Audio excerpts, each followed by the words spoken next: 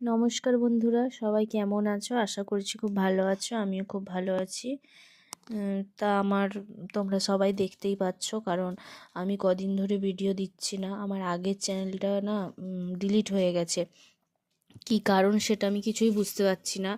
আমি সকালে কদিন ধরে দেখছি ভিডিও টিডিও হচ্ছিল না, কিছু গাইডলাইন হয়তো প্রবলেম ছিল, সেই কারণে আমার কদিন ভিডিও হচ্ছিল না, ভিডিও করতে পারছিলাম না। দিয়ে আজকে হঠাৎ করে সকালে উঠে দেখি আমার চ্যানেলটা ডিলিট হয়ে গেছে।